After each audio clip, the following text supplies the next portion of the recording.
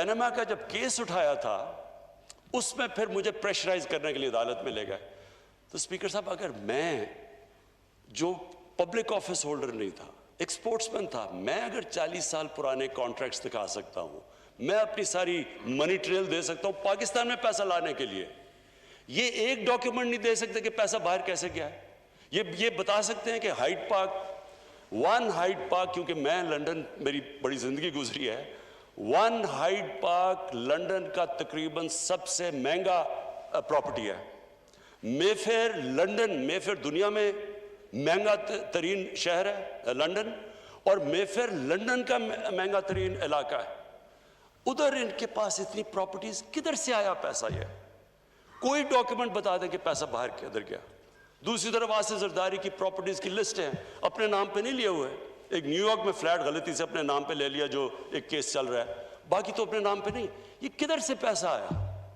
तो जब एक मुल्क की जो सरबरा, जब वो पैसा चोरी करके बाहर लेके जाते हैं और डॉलर्स में बाहर लेके जाते हैं, दुबई में इनकी प्रॉपर्टीज है, वो यहां से कन्वर्ट करते हैं, रुपए को डॉलर में बाहर ले जाते हैं।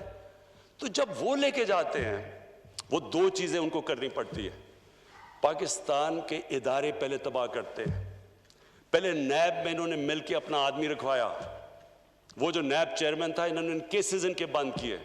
हुदायबा paper mill open and shut case था, उसके ऊपर इसहाक डार की बकायदा सिर्फ स्टेटमेंट नहीं है, उसने बैंक अकाउंट्स दिए हैं कि जिधर जिधर यहां से पैसा बाहर गया, नाम दिए हुए हैं उसने।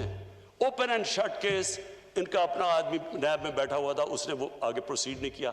तो इन्होंने ये जो 10 साल के अंदर 4 गुना ज्यादा पाकिस्तान के कर्जे बढ़े हैं।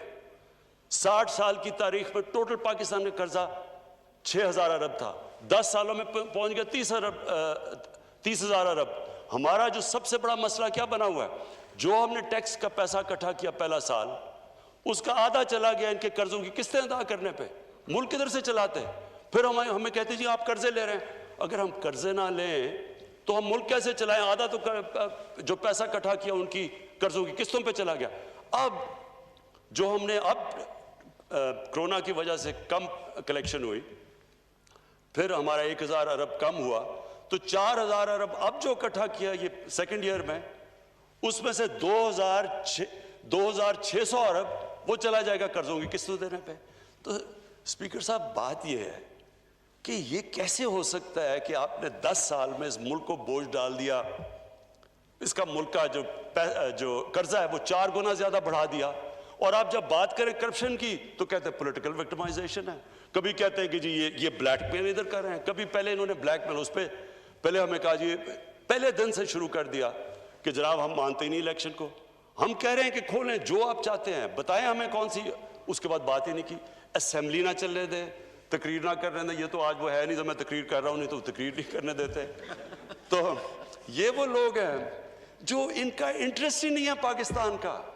देखिए ना, अगर जो असेंबली का सबसे बड़ा काम है कि पब्लिक इंटरेस्ट की हिफाजत करना, तो क्या ये पब्लिक के इंटरेस्ट की हिफाजत कर रहे हैं? ये तो अपने जो लीडर्स की चोरी किए हुए पैसे की हिफाजत कर रहे हैं। इनका तो इंटरेस्ट ही उल्टा है पाकिस्तान से। जो पाकिस्तान का इंटरेस्ट है, पाकिस्तान का तो इंटरेस्ट है कि ये चोरी किया हुआ पैसा वापस आए। इन्होंने अपनी ऑपोजिशन का मकसद ये बना दिया कि किसी तरह वो उस चोरी किए हुए पैसे को बचा लें। कैसे एक मुल्क तरक्की कर सकता है जब एक मुल्क के जो बड़े बड़े जिन लोगों के पास इतना, हमें पता है, हमें स्पीकर साहब, मैंने तो इनको सबको देखा हुआ है, मुझे तो पता है इनकी पहले हालात क्या थे।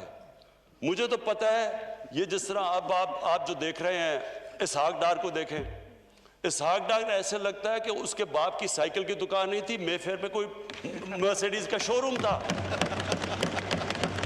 नवाज शरीफ, इनकी शरीफ की फैमिली, अब इनकी फैमिली देख लें, इनकी फैमिली ऐसे नहीं लगती कि ग्वाल मंडी में बड़ी हुई है, लगता है ये बकिंगम पैलेस में बड़े हुए हैं सारे। किधर से पैसा आया? इतना पैसा, और जवाब मांगो तो जी ये सियासी इंतकामी कार्रवाई हो गई। स्पीकर साहब, मैं आखिर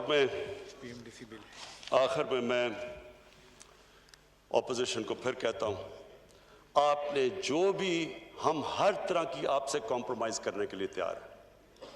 जो आप चाहते हैं मुल्क के लिए, जमहूरियत के लिए, हमारे से क्या है, हम कॉम्प्रोमाइज करने के लिए तैयार हैं, लेकिन हम करप्शन के ऊपर कॉम्प्रोमाइज करने के लिए नहीं तैयार।